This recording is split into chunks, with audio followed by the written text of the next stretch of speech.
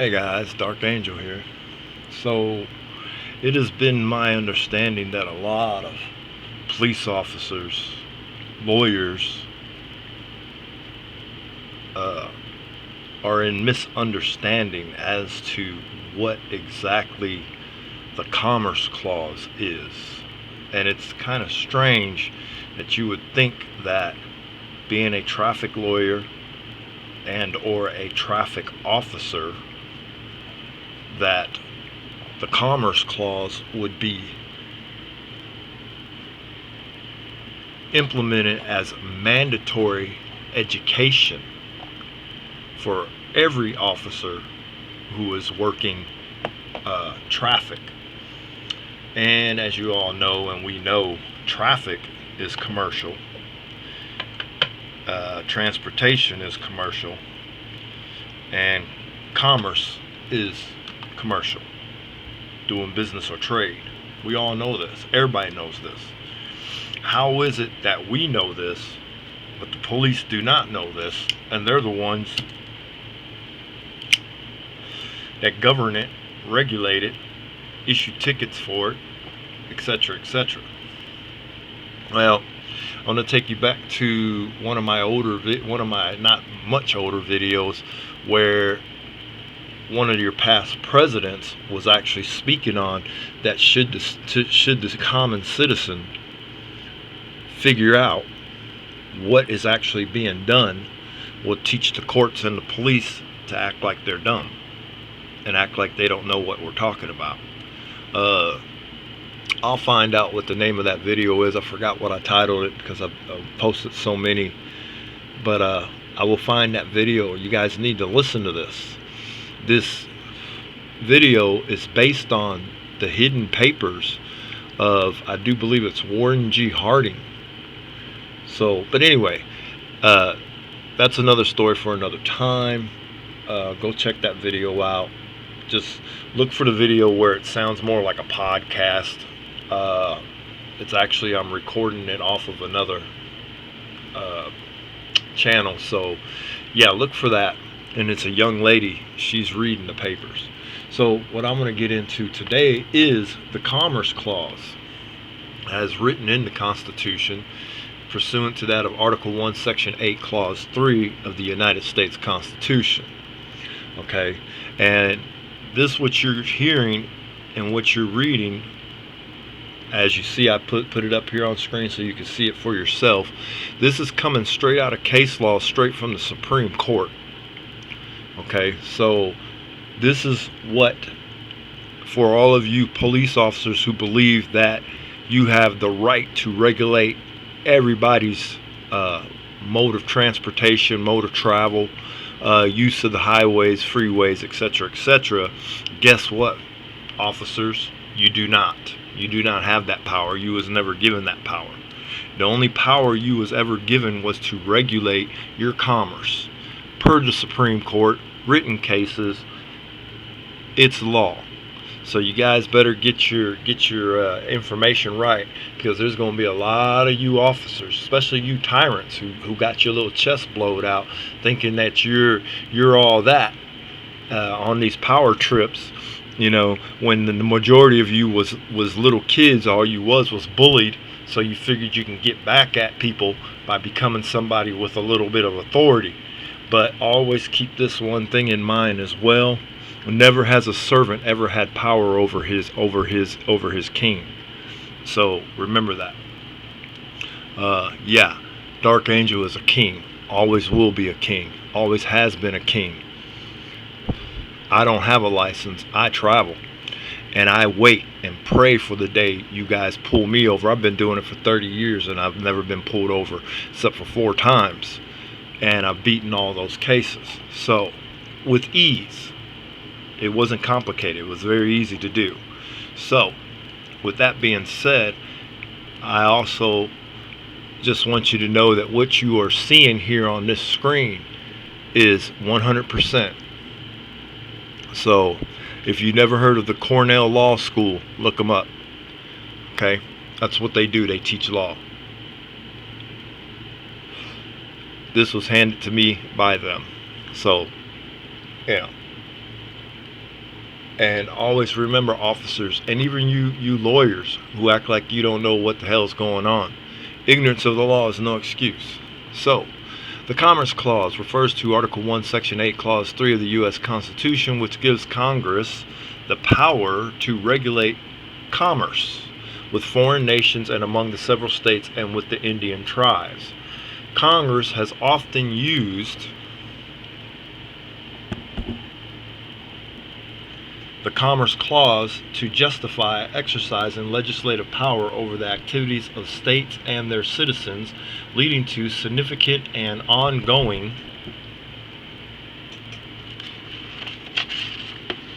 controversy regarding the balance of power between the federal government and the states. The Commerce Clause has historically been viewed as both a grant of congressional authority and as a restriction on the regulatory authority of the states. The Constitution does not explicitly define the word commerce, leading to wide debate as to what power Section 8, Clause 3 grants.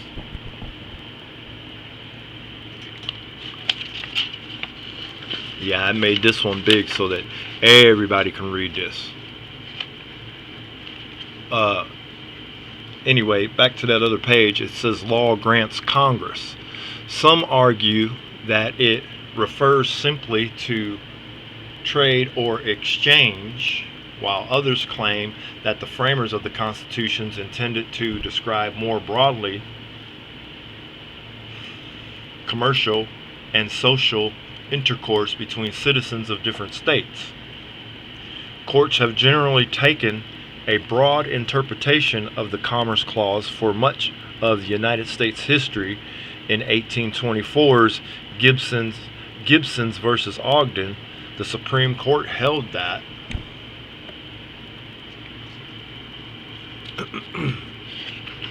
yeah, I just want to make sure that all you police officers and you so-called traffic lawyers who think you know everything, you guys don't know nothing, because you guys don't take the time out to read and learn your job.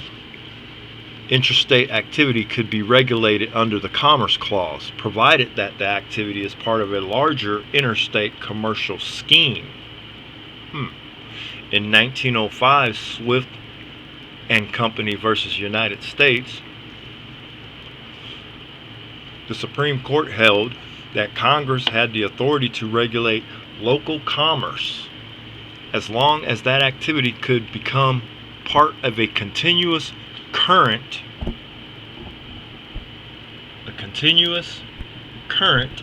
of commerce that involved the interstate movement of goods and services. Now you say, well, that doesn't say that on the bottom. Yeah, actually it does. It's kind of cut off, so I wrote it, but this just goes to show you how well I know it because I memorized it. And as you can see here, I filled in the words that were missing. So with that being said, moving on. Okay, goods and services. For a brief period between 1905 and 1937, the Supreme Court narrowed their interpretation of the Commerce Clause in what has now become known as the Lochner era. Courts during this era experimented with the idea that the Commerce Clause does not empower Congress to pass laws which impede an individual's right to enter a business contract.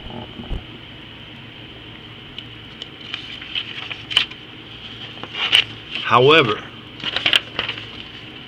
beginning with the NLRB versus Jones and Laughlin Steel Corp. In 1937, the court began to recognize broader grounds upon which the Commerce Clause could be used to regulate state activity. Most importantly, the Supreme Court held that activity was commerce if it had a substantial economic effect on interstate commerce, or if the cumulative effect of one act could have an effect on such commerce decisions.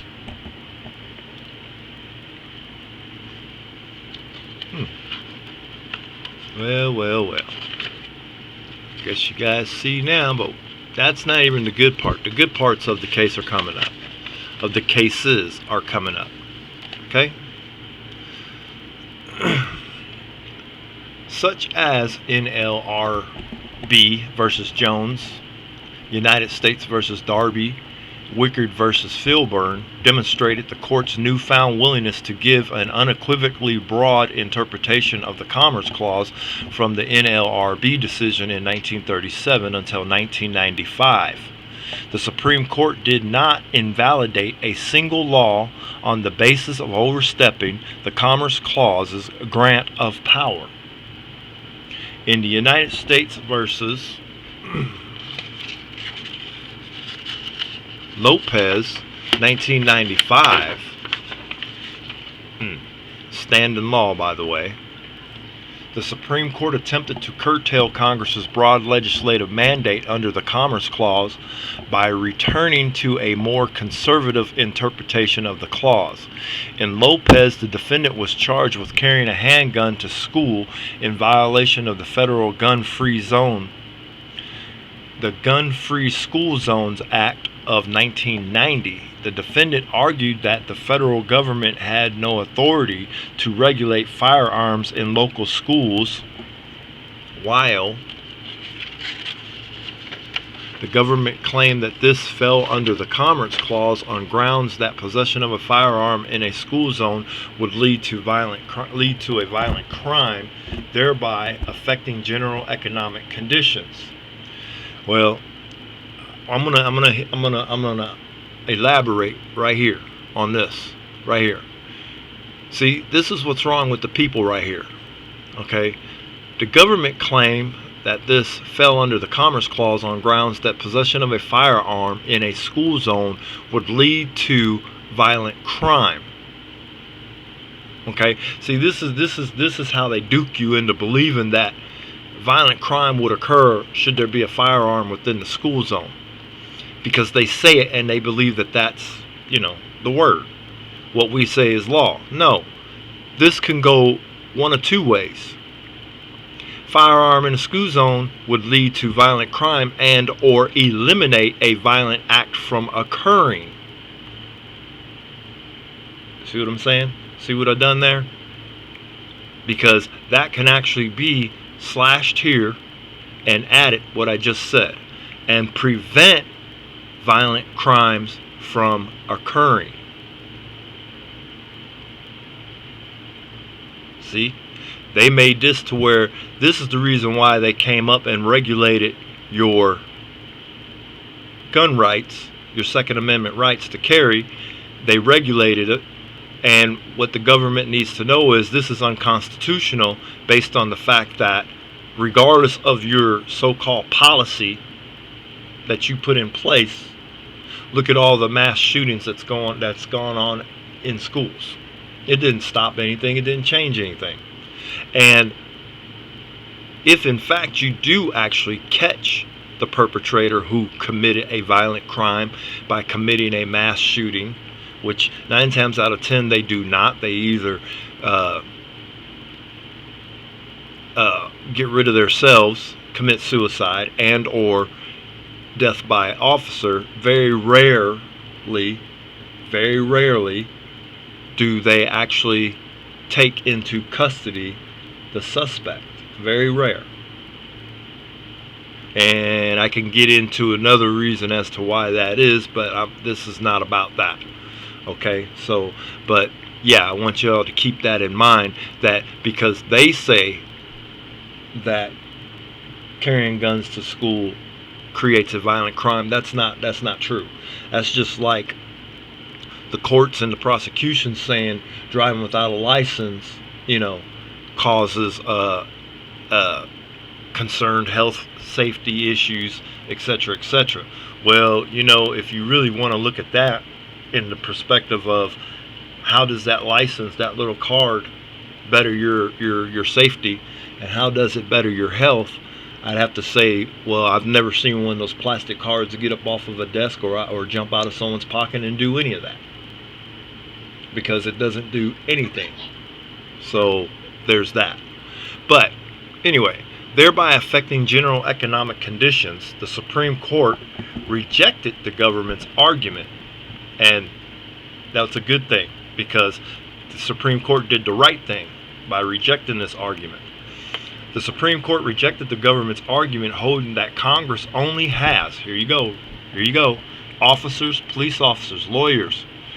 Congress only has the power to regulate the channels of commerce, the instrumentalities of commerce, and action that substantially affects interstate commerce.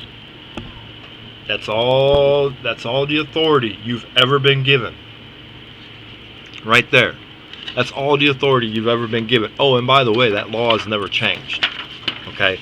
So, the court declined to further expand the Commerce Clause, writing that to do so would require us to conclude that the Constitution's enumeration of powers does not presuppose something not numerated, and that there never will be a distinction between what is truly national and what is truly local. This we are unwilling to do. Nonetheless, Lopez did not indicate a full return to the, yeah, y'all don't like this, huh? To the Lochner-era conception of the Commerce Clause. For example, in Gonzalez versus Wright, the court returned to its more liberal construction of the Commerce Clause in relation to interstate production when it upheld, and here's the thing, production, commercial word, people. Production is a commercial word. Okay?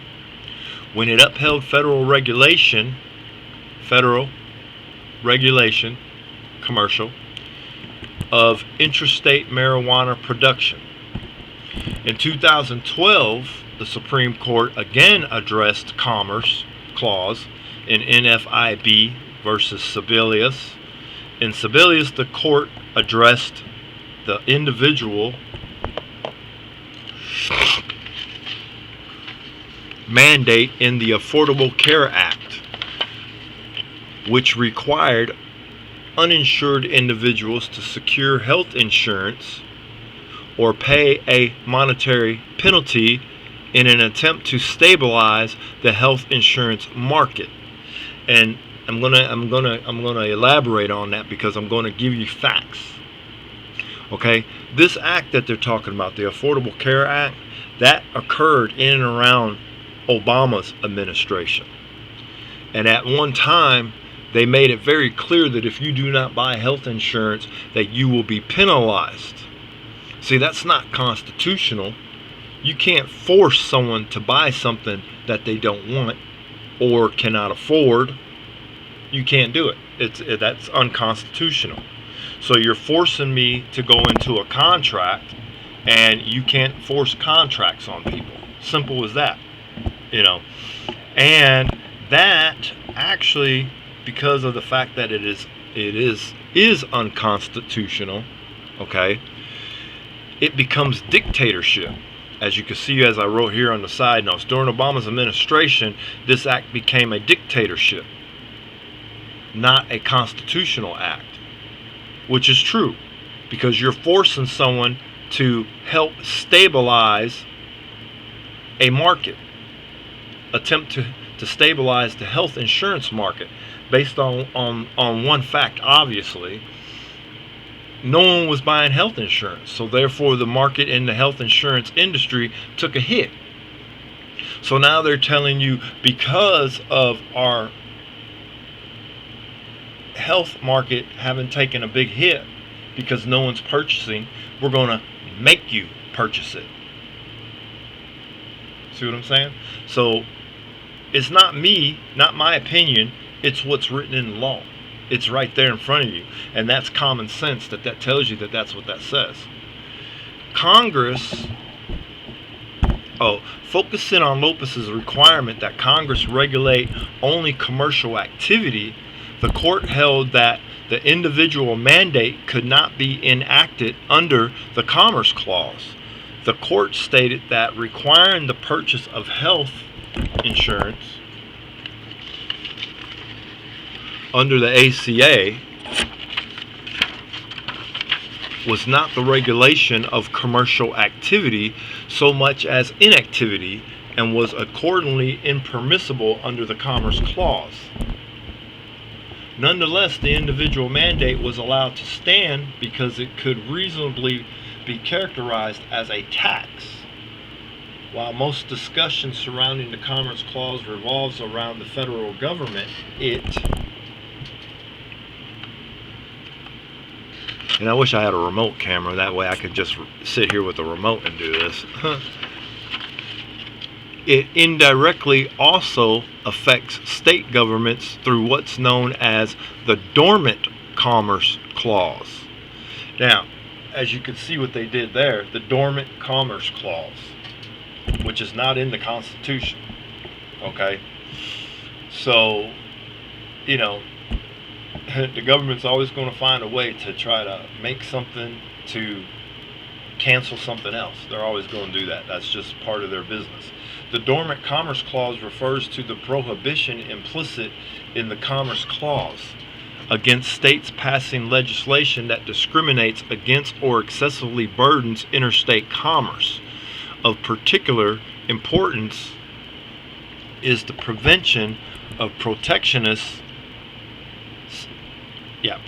state policies that favor state citizens or businesses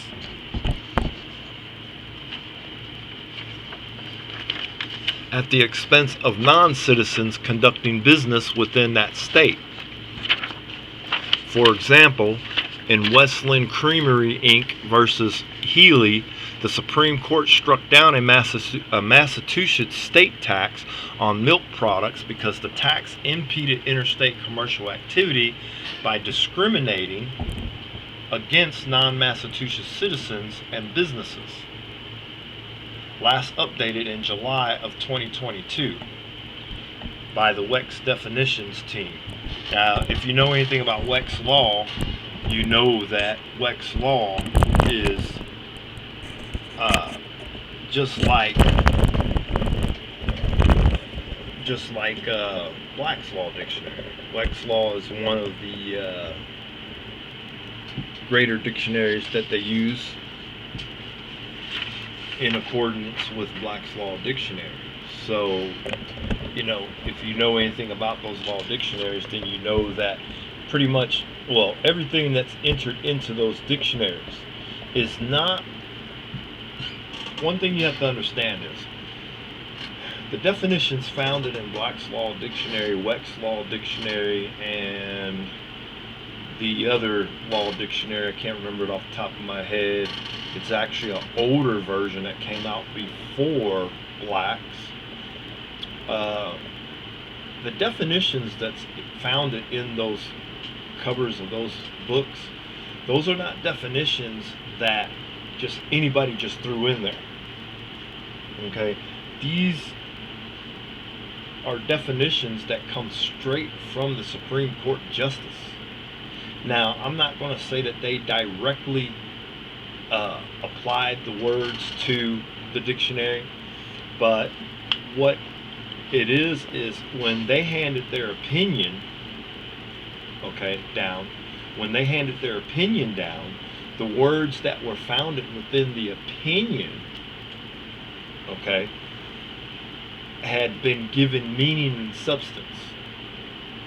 So therefore, created definition. Once that had been established within the opinion of the case that this word would signify this word would specify this would clarify that, they created the law dictionary so that there would not be a misinterpretation and or misunderstanding, as to what the word is. Why do you think they tell the police officers ignorance of the law is no excuse. They tell them that for one reason. They tell them that based on the fact that there's law dictionaries out there that you can educate yourself on what certain terms, meanings, expressions mean, and that they're readily made to the public.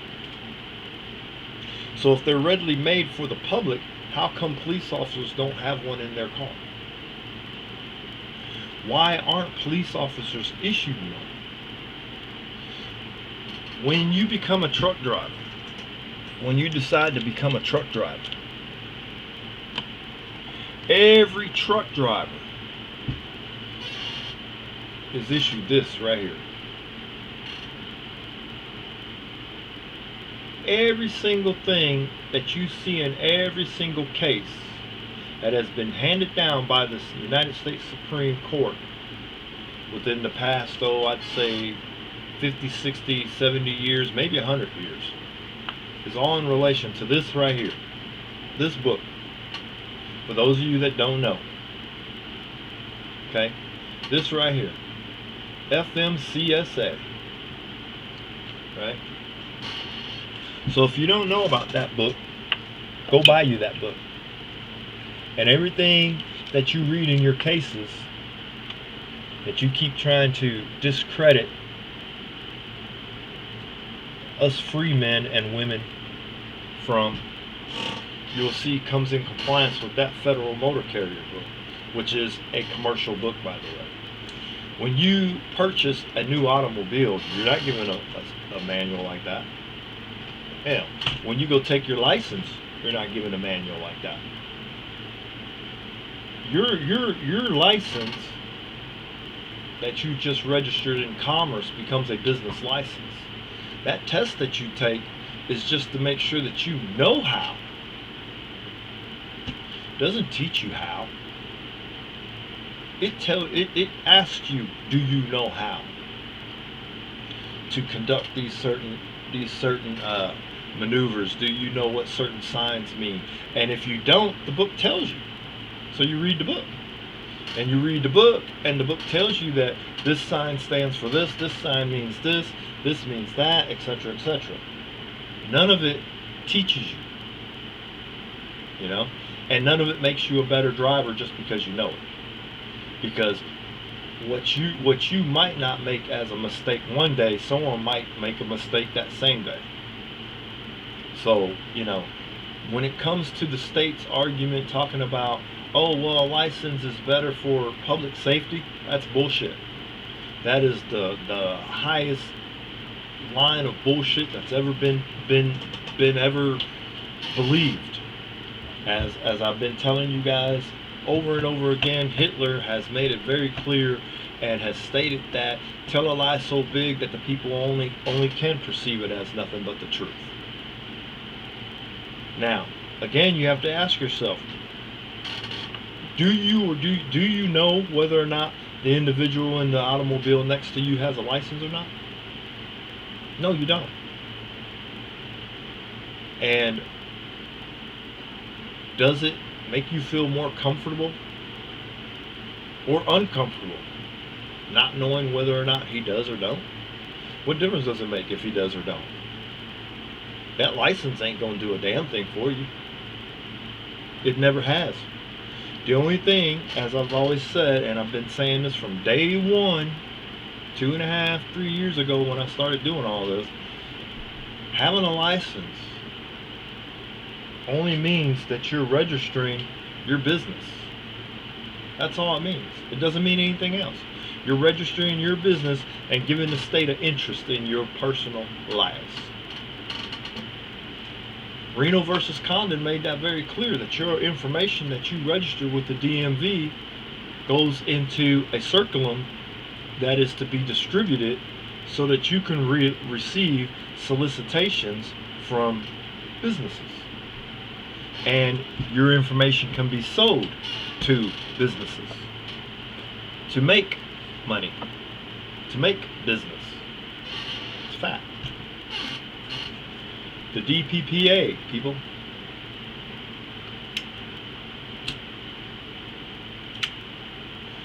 So there's that. But, you know, I wanted to get on here and read that Commerce Clause to you from the Constitution and show you the case law that supports it, that it factually substantiates and supports the fact that Congress was never given the authority to regulate personal private travel. They weren't. It's not in the Commerce Clause. And some of you people talking about the Magna Stratus or whatever that was you guys was talking about that one day, and I shot that down when I showed you that that don't even apply. You know, so you know, I don't even know why you knuckleheads even bought that up, because it had no application to anything in reference to anything. So the bottom line is there is one where if one thing is included, all others are excluded, which is a process of law that is actually used in the courts to this day. Okay, and that's always going to be part of the process, because it's always been there since day one that maritime admiralty courts came into existence. You know, so where the statutes say driver, and here's the thing, you know, a lot of you police officers actually believe that by you using word salad. Okay, well, you know, word salad is only for those who are intimidated by your actions, and they'll fall for it every single time. And you have people like me who are not intimidated by your actions. I actually find it very entertaining that you come to my car, you want to overtalk me, you want to try to talk louder than me, you think that you're throwing your authority around, but then when your ass has to show up to court, you either, one, don't want to show up to court, or two, you start crying in court because you realize you fucked up. There's that.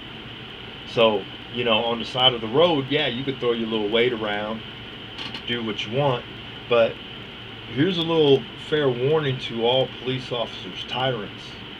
And this goes to all police officers, good and bad, you know, but mostly towards you tyrants who think you know everything.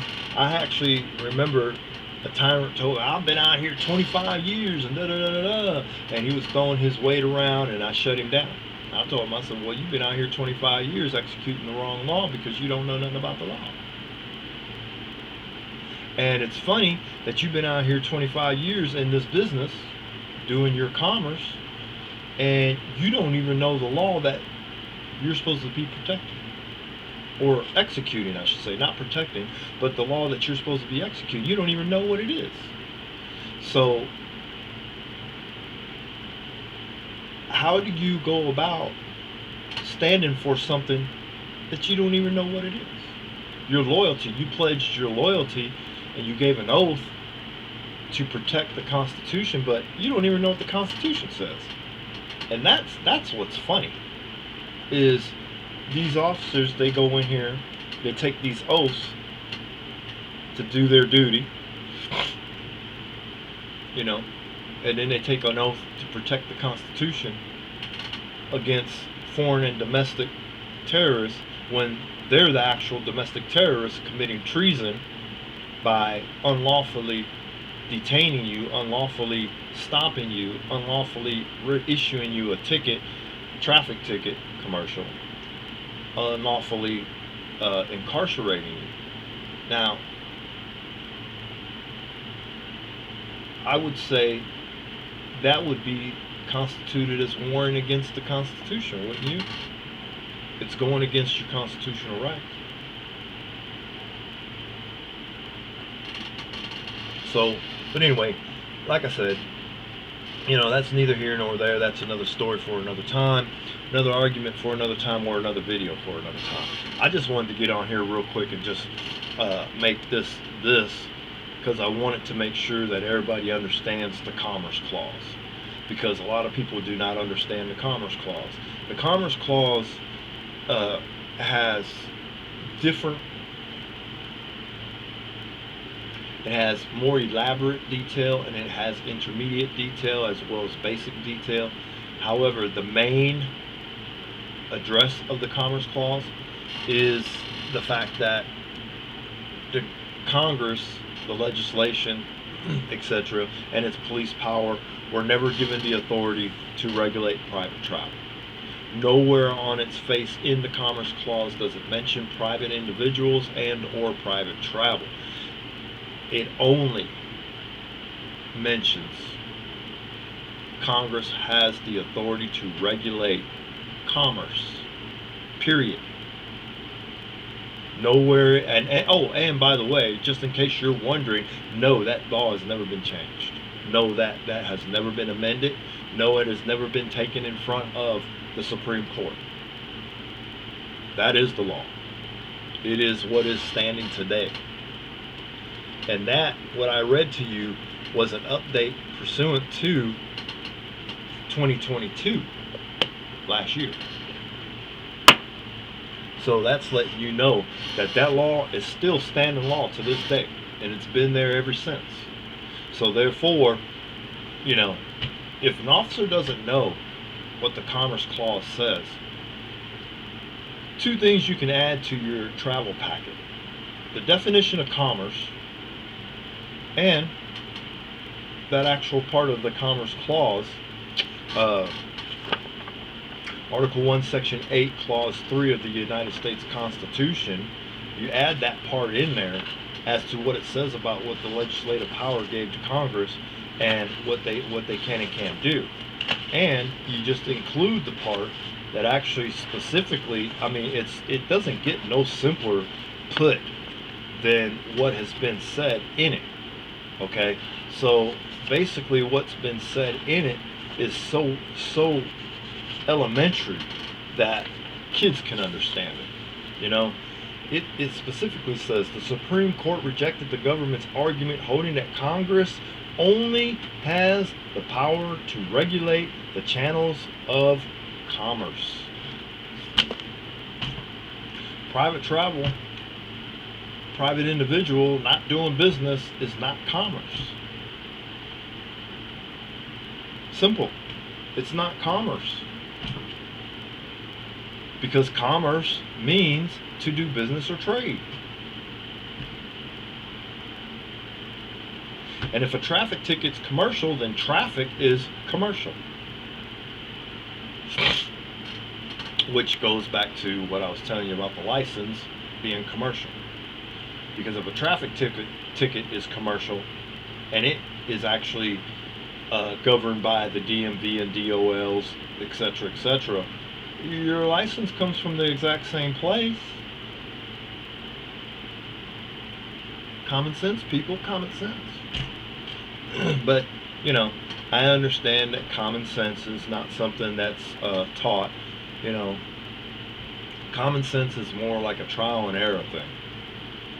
You know, either you got it or you don't. And if you don't, I feel sorry for you because you'll be the ones that's getting all messed up. So, with that being said, you know, I just kind of wanted to get this because, in all seriousness, even though this video is not not intended to be as serious in effect as to my past videos or my previous videos, I just wanted this video to be just kind of, you know, easy going, laid back, short, straight to the point, and what you see is what you get. So, with that being said, read your Commerce Clause, people. Know and understand it. Article 1, Section 8, Clause 3. Okay? And if you do not know how or where to get that, you know, I'm going to show it to you again right here. So, there you go. Article 1, Section 8, Clause 3 of the United States Constitution, which gives Congress the power to regulate commerce with foreign nations and among the several states and with the Indian tribes, meaning the states here. Commerce. No private travel. No personal private travel, people. Commerce. Business or trade. Okay? Right there. Right there. There you go. You need to get that.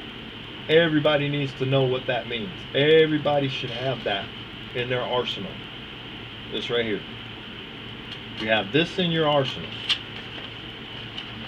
And if you don't know where to get this, go online and look this school up right here. Cornell Law School. World Renowned Law School. Okay?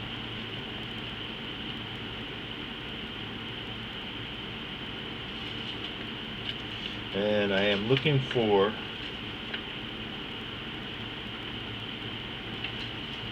the actual part of the clause that's actually written in the clause. And I know I wrote it, I know I marked it, so I want to make sure that you guys know what it is you're going to be presenting to them. Because if you don't know, oh, there it is. So this is what they said.